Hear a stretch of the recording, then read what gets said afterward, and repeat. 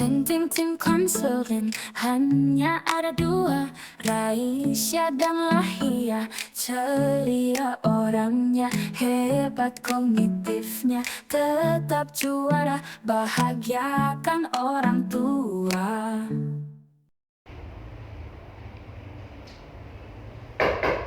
Assalamualaikum. Oh iya, waalaikumsalam. Oh iya, silakan masuk. Permisi ya Pak ya. Iya, silakan duduk di sini ya Mbak. Ya, silakan duduk di sini. Oke. Dibuat nyaman dulu duduknya Mbak. Nah, sudah nyaman? Sudah Pak. Oke, ini dengan Mbak Raisya Mbak ya? Raisya. Mbak Raisya yang kemarin menghubungi Bapak ya? Iya. Oke, Mbak Raisya habis dari mana tadi Mbak Raisya? Tadi sebelum ini saya habis kelas sih Pak. Oh, habis kelas? Iya. Mata kuliah apa Mbak Raisya? Ini BK anak berkebutuhan khusus. Oh, BK ABK. Iya. Di gedung apa Mbak? Di gedung A19 Pak. Waduh, A19 ya, jauh Iya. banget ya dari sini ya? Tadi kesini bareng temen sih Pak. Bareng teman. Iya. Naik motor ya berarti ya? Naik motor bareng-bareng lah. Oke, terus temennya pulang? Teman saya ini sih Pak, ke acara organisasinya dulu gitu lah Pak. Oh iya iya, Gitu. iya. Tadi kalau nggak salah hari ini di Outdoor Express di depan A19 itu ada ini ya, paguyuban tari. Iya, ramai ya Pak ya. Iya, ramai itu. banget tadi. Terus makanya tadi waktu saya cari parkir di GKB tuh kayak full banget. Ternyata di OLS ada itu. Iya, dan ini sekarang parkirnya UM susah banget ya. Iya Pak, emang di mana-mana orang hari biasa aja tuh bener-bener udah susah banget Pak. Soalnya ini ya mahasiswanya tambah ya Pak ya, membanyakan kuotanya ditambah. Iya. Terus akhirnya ya jurusan di UM juga banyak ya Pak ya. Jadi kayak full banget sih Pak parkiran sumpah. Iya, sangat susah ya, Bapak juga sangat susah ini mencari parkiran yang kosong ini. Sepertinya UM harus menambah ini ya, menambah lahan parkir ya. Iya. Iya. Lalu Mbak Raisya ini kesibukannya apa akhir-akhir ini Mbak? Kesibukannya akhir-akhir ini kuliah, terus ini juga sih Pak kayak nyiapin buat skripsi gitulah. Oh, nyiapin buat skripsi Iya. di semester 5 ini ya? Iya, semester lima ini Oke. mau sempro Pak, doain ya Pak ya. Oke, doa yang terbaik untuk Mbak Raisya ya. Oke, selain kuliah nih Mbak, kesibukannya apa akhir-akhir ini? Kesibukannya akhir-akhir ini sih Pak, saya lagi seneng jogging gitu sih Pak. Oh, jogging. Iya, tapi sore. Sore. Iya. Itu yang viral di sosial media itu yang ini ya, jogging pakai aplikasi apa? Strava. Iya, Iya. itu tapi ini sih Pak, saya juga orangnya kan kayak nggak jauh-jauh gitu loh Pak dari kos, jadi kayak ya udah keliling komplek kos kayak gitu aja. Berapa sih, kilo Pak. Mbak Bayu biasanya? Paling ya 2 kiloan. 2 sih, kiloan. Pak. Udah termasuk produktif ya itu 2 kilo gitu.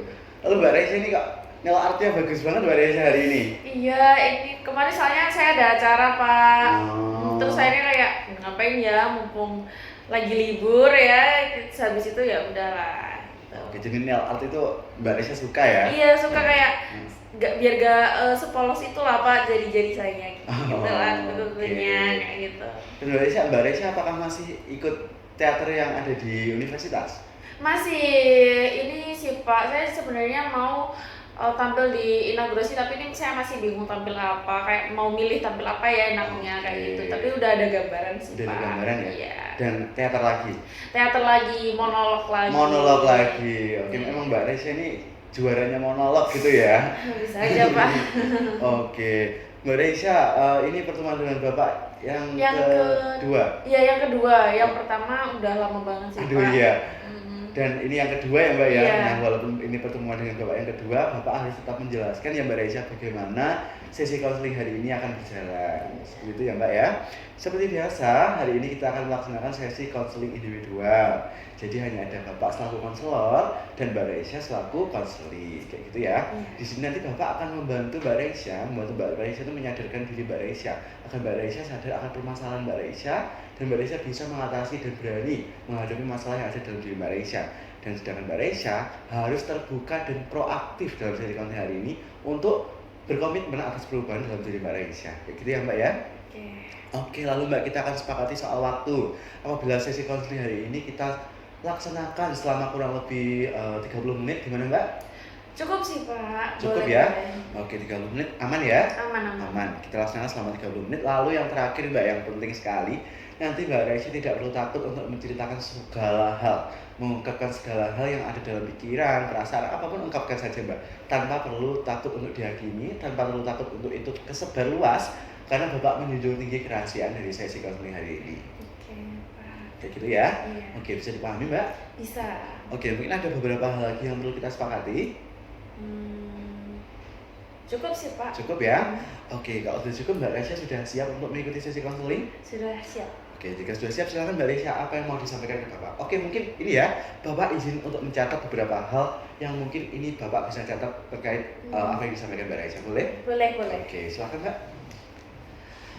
Jadi tuh kan ini kan saya lagi disibukin sama kuliah juga ya Pak ya. Tapi tuh Oke. kayak akhir-akhir ini saya tuh keganggu banget sama hal ini. Sebenarnya nggak akhir-akhir ini juga ya Pak ya, udah lama. Cuma kayak gongnya tuh kayak saya tuh kayak udah capek gitu loh Pak mikirin ini. Jadi kayak ini sih Pak, saya tuh sering ngerasa kayak gelisah gitu loh Pak. Terus kayak sering ngerasa minder, terus ngerasa gak pede karena saya lihat tuh kayak teman-teman saya di sosial media tuh mereka kayak sempurna banget gitu loh Pak hidupnya, sedangkan saya tuh kayak stuck di gini-gini aja.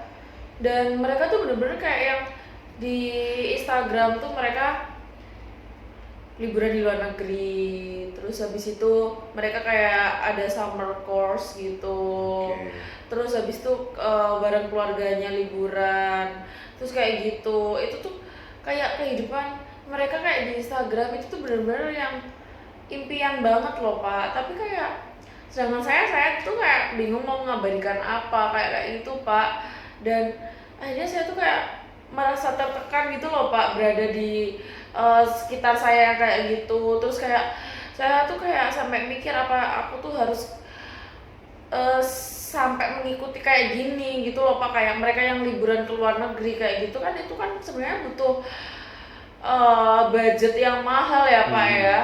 Terus kayak mereka tuh bener-bener di sosial media, di Instagram, di TikTok, di Twitter tuh bener-bener yang kayak impian banget Pak. Dan saya lihat Instagram saya tuh kayak saya tuh jadi tertekan gitu loh Pak. Jadi saya tuh juga pada akhirnya ya menampilkan apa yang emang kelihatan sempurna di Instagram saya, di sosmed saya Pak, biar seenggaknya mereka tahu kalau kehidupan saya itu juga sempurna. Tapi tuh kayak saya tuh lama-lama kayak ngerasa capek gitu loh Pak. Saya juga pada akhirnya takut mau nge-upload sesuatu gitu, kayak was-was ini nanti mereka nilainya gimana ya, kayak gitu Pak. Saya tuh takut soalnya kan kalau sosmed kan dia bisa di SS, bisa disebarin kayak gitu ya Pak. Jadi kalau lihat ini bajunya kayak udah keluaran yang udah lama nggak sih, ini nggak ada mereknya nggak sih, kayak gitu, kayak takut gitu loh Pak. Oke Mbak Raisya, baik. Bapak memahami ya bagaimana perasaan dan pengalaman Mbak Raisya itu mempengaruhi diri Mbak Raisya. Jadi pada intinya ini Mbak Raisya merasakan gelisah, minder, merasakan perasaan yang stuck kayak gitu ya, ketika melihat pencapaian teman-teman Mbak Raisya melalui sosial media, gitu ya Mbak ya. Dan itu menyebabkan Mbak Raisya itu terpacu untuk menyetarakan diri bahkan lebih dari mereka, sehingga terkesannya Mbak Raisya itu seperti memaksakan diri kayak gitu ya Mbak ya. Iya Pak. Dan itu membuat Mbak Raisya semakin kesini semakin merasa capek kayak gitu ya Mbak. Lalu Mbak, ketika Mbak Raisya berada dalam posisi seperti itu, apa dampaknya kepada mungkin perkuliahan Mbak Raisya, kehidupan sehari-hari Mbak Raisya itu seperti apa? Itu menurut saya sangat berdampak ya Pak ya. Oke. Saya tuh makin lama kayak malah ngebiarin tugas kuliah saya, dan saya lebih milih kayak update sosial media. Oke. Karena saya takut saya nggak bisa ngikutin tren, saya nggak bisa ngikutin apa yang sedang terjadi, saya nggak bisa tahu sebenarnya teman-teman saya tuh lagi ngapain. Dan saya juga takut saya tuh nggak tahu berita-berita terkini gitu loh Pak. Jadi saya takutnya waktu besok misal saya kuliah terus mereka ngomongin sesuatu tapi saya nggak tahu apa, hanya karena saya ada semenit gak buka HP. Bahkan saya sampai tidur malam-malam banget Pak, biar saya tuh takut ketinggalan berita. Saya tuh kayak tertekan gitu loh Pak. Saya tuh takut saya tuh jauh dari mereka yang benar-benar mereka ini udah sosial medianya di Instagram, di Twitter, mereka kehidupannya udah sempurna. Oke. Mereka juga up to date banget buat masalah berita-berita kayak gitu. Jadi mereka tuh kayak kok bisa ya mereka tahu semuanya, kayak betapa sempurnanya, dan mereka juga oke di bidang akademik gitu loh Pak. Jadi kayak aku kan juga akhirnya bingung ya Pak ya, kayak saya tuh kayak mau belajar tapi tuh saya harus lihat kehidupan teman-teman saya dulu, kayak teman-teman saya ngapain ya kayak gitu. Kalau teman-teman saya tuh pada ngefoto mereka lagi belajar, ya udah saya juga ngefoto kayak gitu loh Pak. Karena saya tuh kayak takut, saya tuh kayak ngerasa tertekan gitu loh Pak, kalau saya tuh nggak bisa kelihatan sempurna kayak mereka, kayak ih dia kelihatan produktif berarti aku juga harus kelihatan produktif. Kayak mereka tuh di sosmed tuh kayak bener-bener impian banget, jadi saya tuh kayak malah nggak mikirin tugas kuliah Pak, jadi saya malah lebih milih scroll sosmed, TikTok, Instagram, Twitter kayak gitu Pak. Oke, baik Mbak Resya. Jadi permasalahan Mbak Resya itu menyebabkan itu berdampak sekali pada kehidupan perkuliahan Mbak Resya kayak gitu ya. Iya. Mbak Resya mulai meninggalkan tugas-tugas, lebih memilih untuk mengupload kegiatan sehari-hari melalui sosial media Iya. agar dilihat teman-teman Mbak Resya dalam rangka agar Mbak Resya merasa setara dengan mereka. Iya Kayak gitu ya Mbak. Pak. Dan itu pastinya akan berdampak pada nilai akademik Mbak Resya. Mbak Resya mengetahui hal itu? Saya tuh sebenarnya baru ini ya Pak ya, kan dampaknya apa, saya kalau dipikir-pikir akademik ya Pak ya, tapi Iya. kayak meskipun pada akhirnya saya tahu hal itu, kayaknya juga saya tetap milih scroll media sosial Pak, karena gimana Pak, saya nggak mau dilihat nggak sempurna sama teman-teman saya. Baik, Bapak memahami ya bagaimana perasaan Mbak Resya mengenai hal ini. Lalu Mbak Resya, sampai di detik ini apakah Mbak Resya sebelumnya itu sudah pernah mencoba untuk mencari solusi atas permasalahan Mbak Resya? Udah Pak, Apa yang Mbak Resya lakukan? saya udah pernah kayak nggak on sosmed gitu kan. Oke. Terus kayak teman-teman saya tuh pada ngechat gitu di DM, di WA, kayak kenapa kamu nggak pernah update, kamu ngilang ya, kayak gitu, apa kamu emang nggak update sama kehidupan yang akhir-akhir ini, kayak gitu loh Pak. Terus kayak terus kalau tapi kamu tahu nggak sih ada ini, dan ternyata saya tuh nggak tahu Pak, karena saya off sosmed dulu kan. Nah saya tuh kayak pengen ada waktu buat diri saya sendiri dulu gitu loh Pak, tapi ternyata nggak bisa. Waktu saya digituin kayak nggak tahu emang ada apa, kok nggak tahu sih, padahal kan udah viral di mana-mana ini, kamu harusnya tahu dong kayak gini gitu. Terus kamu tahu nggak ini yang lagi update liburan kemana, ini tuh pada liburan ke Bali, tahu nggak, kayak gitu Pak. Terus saya jadi kayak saya lihat-lihat teman-teman saya habis itu pada liburan di Bali semua. Terus kayak saya tuh off sosmed 2 hari aja kayak udah kayak gitu Pak. Jadi saya tuh kayak apa yang saya lakuin pasti sia-sia, karena orang-orang liatnya apa sih, sok banget, sok off sosmed kayak gitu loh Pak. Saya takut mereka tuh ngelihatnya tuh saya kayak kehidupannya flat biasa aja, nggak kayak seseru mereka, nggak sesempurna mereka kayak gitu Pak. Oke Mbak Resya, Bapak memahami ya. Jadi memang Mbak Resya ini selalu akhirnya digagalkan oleh teman-teman Mbak Resya sendiri gitu ya, ketika mencoba untuk menghindari sosial media yang membuat Mbak Resya itu selalu merasa tertekan kayak gitu ya Mbak ya. Iya Pak. Lalu Mbak Resya, dari semua hal yang Mbak Resya jelaskan tadi, apakah Mbak Resya pernah muncul masalah baru, mungkin masalah finansial atau apa gara-gara tekanan dari sosial media itu Mbak Resya? Sebenarnya saya pernah sampai muncul masalah finansial ya Pak ya. Saya tuh sebenarnya sering banget di akhir bulan, saya benar-benar kayak tipis banget lah Pak intinya. Oke. Karena teman-teman saya tuh pada beli kayak barang-barang lucu, bahkan gantungan kunci kayak gitu Pak.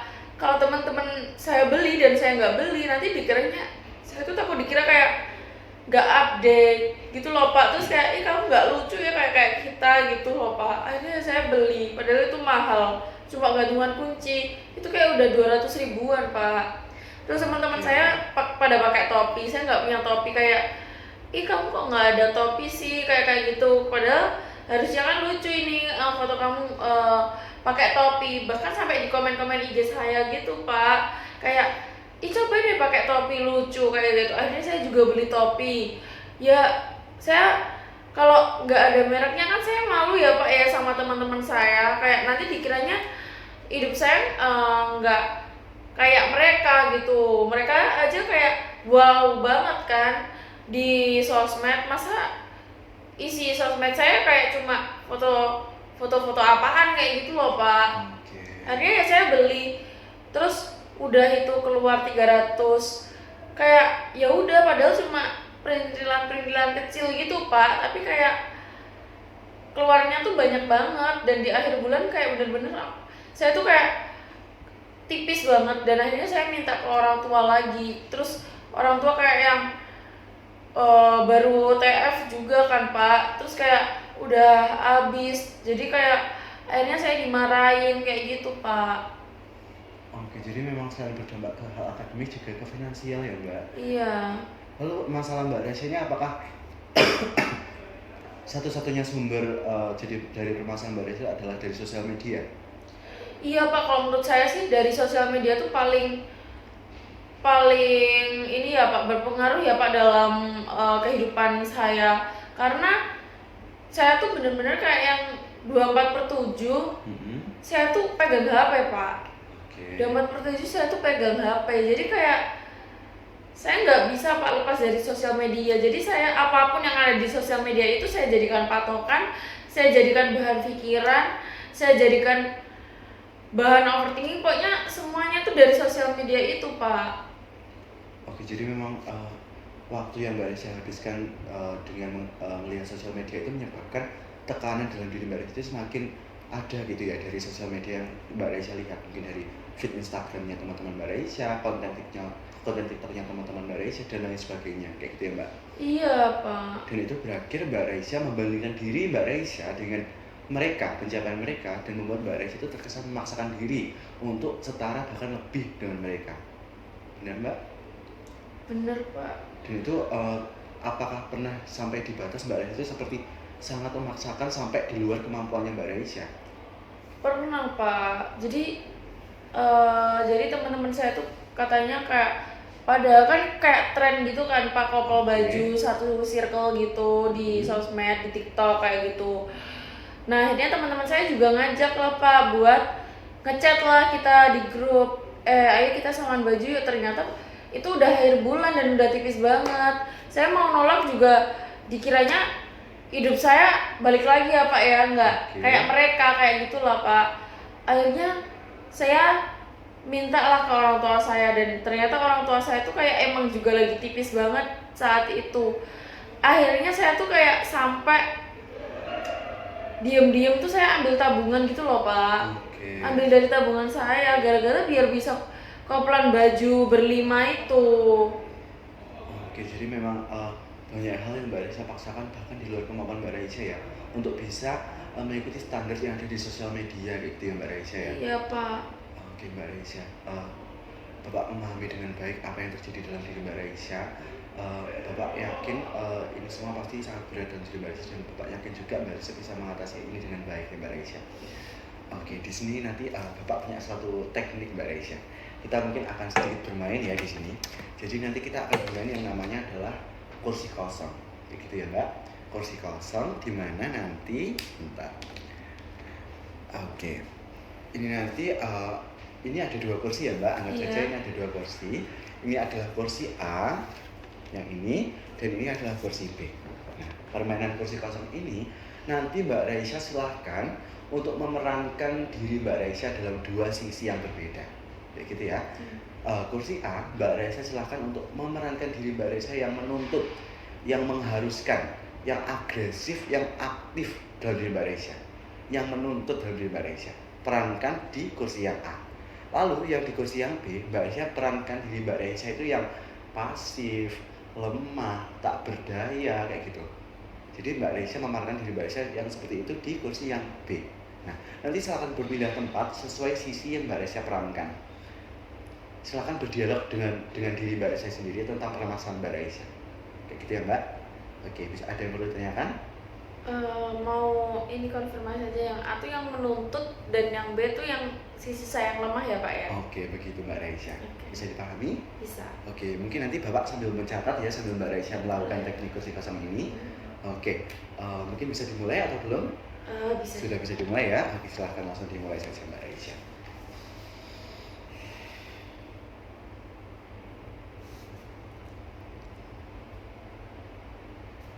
Kenapa kamu hanya diem aja di sini? Lihat, teman-teman kamu di luar sana hidupnya udah pada sempurna, mewah, asik, impian semua orang. Sedangkan kamu hanya duduk diam di sini, tidak melakukan apa-apa.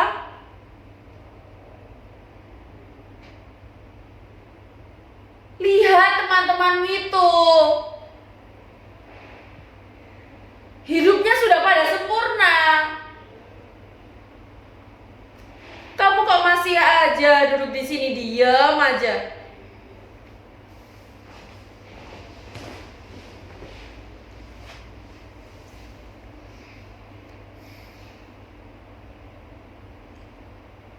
Saya lelah.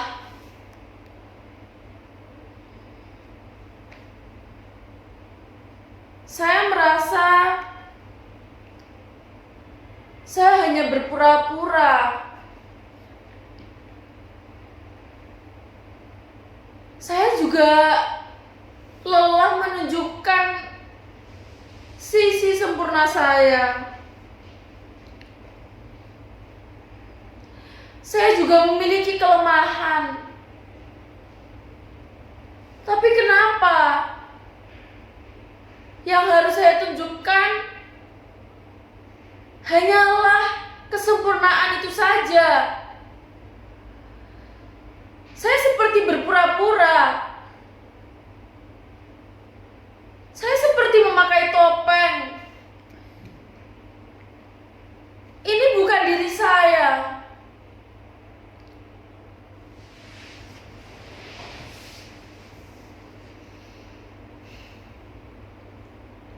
Kamu mau menunjukkan sisi lemahmu? Apakah mereka bisa menerimamu?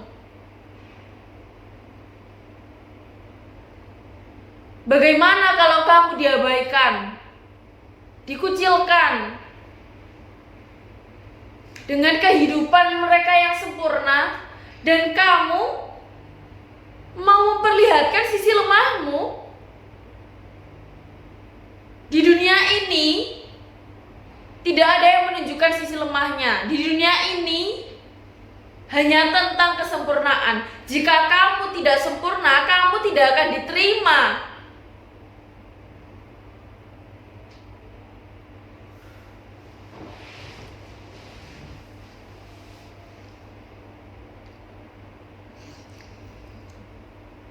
Tapi saya lelah.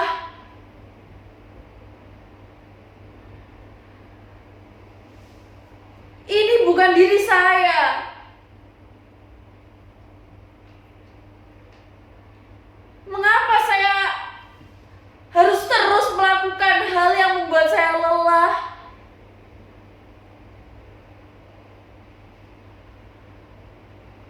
Memang ada yang sempurna di dunia ini. Itu semua melelahkan. Terus berpura-pura seperti orang lain. Menuntut diriku sendiri menjadi orang lain. Menuntut diriku sendiri menjadi sempurna. Itu melelahkan.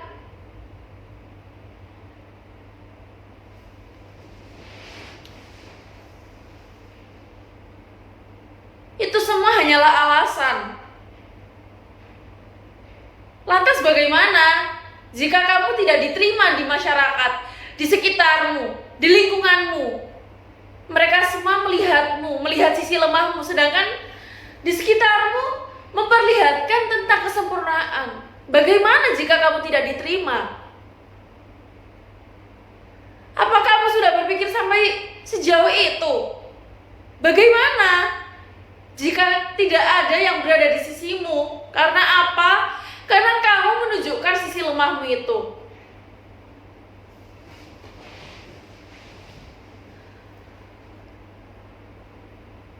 Hidupku seharusnya bukan hanya tentang kesempurnaan. Aku hanya ingin menunjukkan aku apa adanya. Aku hanya ingin menjadi diriku sendiri. Jika memang mereka tidak mau menerimaku, mereka mengabaikanku, berarti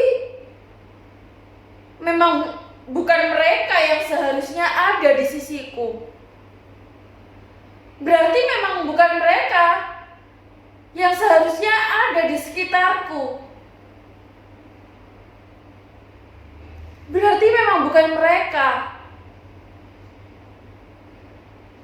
Aku hanya ingin menjadi diriku sendiri.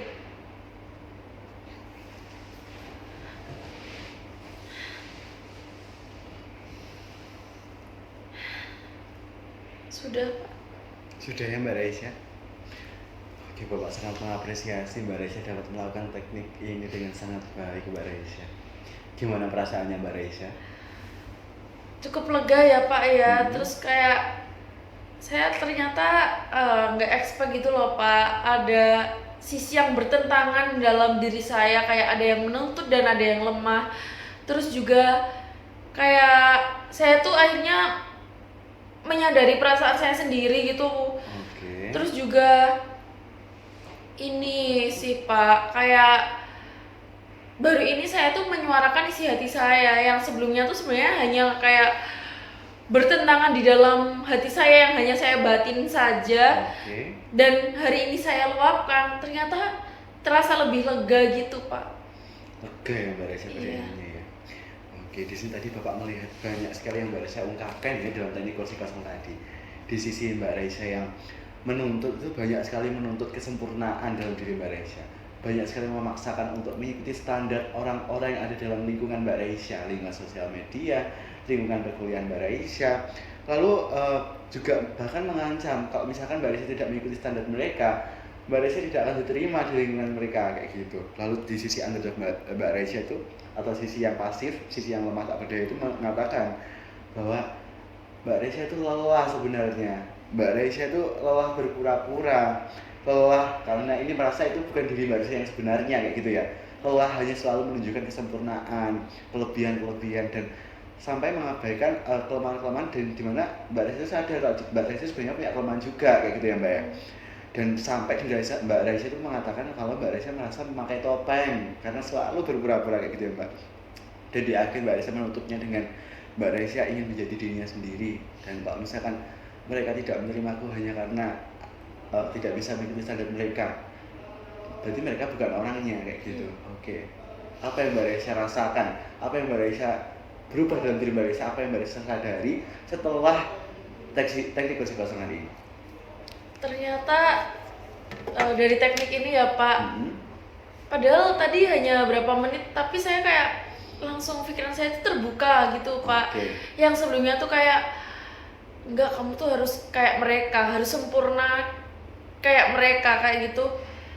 Ternyata enggak juga gitu Pak. Kayak ternyata setelah menyuarakan isi hati saya itu kayak ternyata lebih enak jadi diri sendiri. Dan jika memang mereka tidak mau menerima saya, tidak mau menerima sisi lemah yang saya tunjukkan bahkan di sosial media saya, berarti memang bukan mereka orangnya kayak gitu Pak, yang harusnya ada di sisi saya gitu. Jadi saya kayak sadar gitu Pak. Oke, Mbak Resya sadar ya tentang hal itu ya. Iya. Lalu sekarang bagaimana pandangan Mbak Resya mengenai sosial media yang ada dalam kehidupan Mbak Resya? Sekarang pandangan saya kayak sosial media itu sosial media punya saya. Itu hidup saya. Berarti terserah saya mau ngapain, harusnya itu terserah saya, asalkan itu adalah diri saya sendiri, diri saya yang sebenarnya, bukan kayak saya yang berpura untuk jadi orang lain kayak gitu, Pak. Mbak Resya sadar ya akan hal itu ya. Jadi Mbak Resya mulai memandang kalau sosial media itu bukan tempat untuk saling membandingkan diri kayak gitu ya Mbak, tapi Iya. tempat untuk mengekspresikan diri tentang Iya. apa yang terjadi dalam dirinya sendiri kayak gitu, Iya. bukan untuk mengikuti standar orang lain kayak gitu ya Mbak. Iya, Pak. Lalu apa pandangan Mbak Resya tentang pencapaian orang lain di sosial media sekarang? Sekarang saya lihatnya pencapaian orang lain itu, menurut saya daripada saya untuk membanding-bandingkan diri saya, itu untuk motivasi saya sih Pak, buat saya tuh bisa lebih upgrade, lebih maju untuk bisa menggapai kayak gitu, berarti saya harus bisa lebih berusaha kayak gitu sih Pak. Oke, Mbak Resya mengubah cara pandang Mbak Resya yang sebelumnya menganggap pencapaian orang lain di sosial media itu sebagai alat atau media untuk membandingkan diri, menjadi itu alat motivasi untuk Mbak Resya selalu mengupgrade diri. Dan manusia itu punya pencapaiannya masing-masing ya Mbak ya? Iya. Oke Mbak Resya. Oke, dari awal sampai akhir sesi konseling ini nanti silakan Mbak Resya ungkapkan kepada Bapak, sampaikan kepada Bapak masalah Mbak Resya tadi apa, lalu setelah teknik konseling itu tadi apa yang terjadi dalam diri Mbak Resya, perubahan apa yang terjadi, lalu rencana Mbak Resya setelah ini tuh mau gimana kayak gitu, silakan disampaikan ke Bapak. Jadi ini kayak merangkum gitu Iya, ya. kayak Pak, merangkum ya. gitu ceritanya.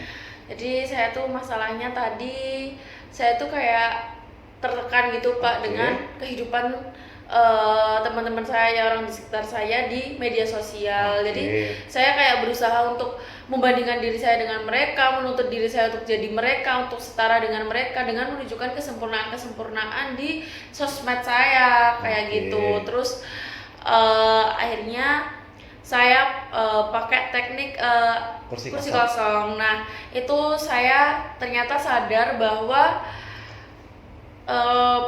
saya ini lelah gitu Pak. Saya ingin berhenti untuk berpura-pura dan saya lebih nyaman untuk menjadi diri saya sendiri. Dan jika memang mereka tidak mau menerima saya, tidak mau menerima kekurangan saya, ya sudah, berarti memang bukan mereka orangnya. Terus rencana saya setelah ini yaitu saya tidak akan banding-bandingkan diri saya akan lebih fokus pada diri saya sendiri. Saya akan mengupgrade diri saya menjadi lebih baik, tidak membandingkan diri saya dengan orang lain, dan menjadikan orang lain malah motivasi saya untuk lebih baik ke depannya. Dan saya tidak peduli dengan omongan orang lain, saya akan terus berpikir positif dan terus mencoba hal-hal baik untuk diri saya sih Pak. Oke, baik Mbak Resya, bagus sekali Mbak Resya dapat menangkap ya hasil dari sesi konseling hari ini dengan sangat baik. Runtut dari awal sampai akhir Mbak Resya dapat menangkapnya melalui ringkasan yang Mbak Resya barusan sampaikan. Oke ya, memang sosial media itu adalah dunia maya yang sangat krusial ya di era sekarang Mbak Resya, sehingga kemungkinan mempengaruhi kita itu sangatlah mungkin kayak gitu ya, tapi itu tergantung bagaimana kita mempersepsikannya kayak gitu ya Mbak Resya. Iya. Dan tadi Mbak Resya sudah punya rencana setelah sesi konseling ini akan mulai untuk mengurangi membanding-bandingkan diri dengan orang lain dan menjadikan pencapaian orang lain itu bukan sebagai tuntutan yang harus mutlak dilakukan, tapi sebagai motivasi untuk selalu mengupgrade diri dengan baik kayak gitu ya Mbak Resya. Iya. Oke, baik, Bapak sangat bangga Mbak Resya dapat menyimpulkan hasil dari sesi konseling hari ini dengan sangat baik Mbak Resya. Oke Mbak Resya, adakah hal lain yang perlu disampaikan ke Bapak? Cukup sih Pak. Cukup ya. Oke, nanti kita lihat ya bagaimana perubahan dalam diri Mbak Resya setelah mengikuti sesi konseling hari ini. Apakah nanti benar-benar Mbak Resya akan berubah setelah sesi konseling ini, dan apakah benar-benar akan melakukan rencana yang Mbak Resya sampaikan tadi di luar sesi konseling ini, atau bagaimana nanti kita lihat dievaluasi di sesi konseling selanjutnya kayak gitu ya Mbak ya.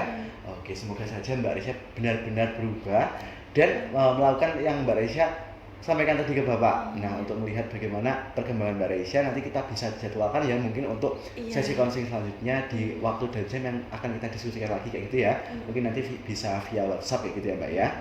Oke, mungkin ada lagi Mbak yang perlu kita sepakati? Cukup sih Pak. Cukup ya.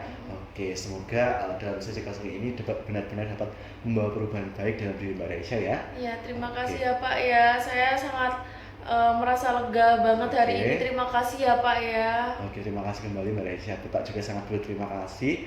Mbak Resya mengikuti sesi konseling hari ini dengan sangat baik. Partisipasinya sangatlah baik Mbak Resya.